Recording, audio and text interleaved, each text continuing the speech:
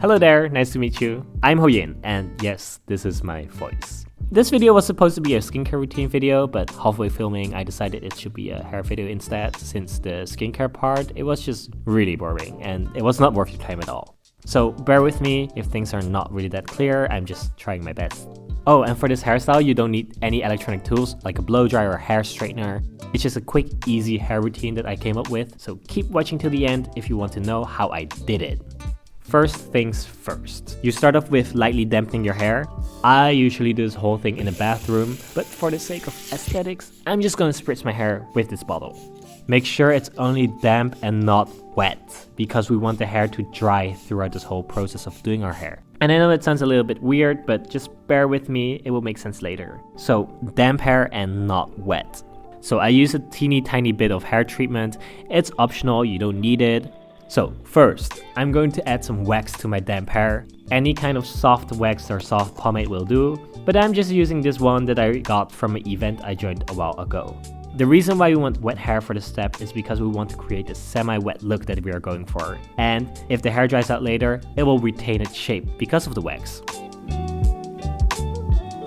And as you can see, my sides are pretty long because I haven't been going to the hairdresser at all because quarantine. So I will just take a little bit of wax and I will press down the sides to flatten it and make it a little bit more neat. Next step, I'll be using texturizing powder. This stuff is amazing. And if you're not familiar with this product, it basically makes your hair more stiff and rough, and it makes it more easy to create that volume that we want. Now, it's time to mold your hair in the desired shape. By the time you reach this step, your hair should be a little bit more dry, which is perfect. Since it dried, it holds the shape so much better. And if you want, you can use a little bit extra wax to shape your hair, but I feel like you can just mold it with the products you already put in your hair.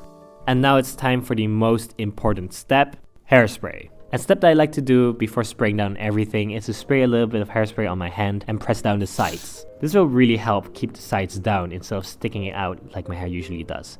You can see the difference for yourself. So, use a generous, and I mean generous amount of hairspray. Cover your whole head. Just make sure you don't concentrate it too much on one spot because you don't want it to clump and stick together. But if you think your hair needs a little bit more volume, you can lift up your hair and you can spray down your roots. This will create a little bit more extra support.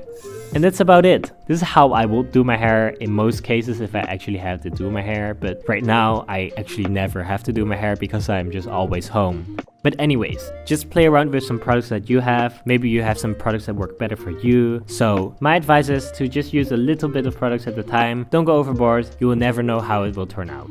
Not sure how to end this video, but I guess like and subscribe for more. All the products that I've mentioned will be also down below in the description box. So check it out. Thanks for now. See you later. Bye.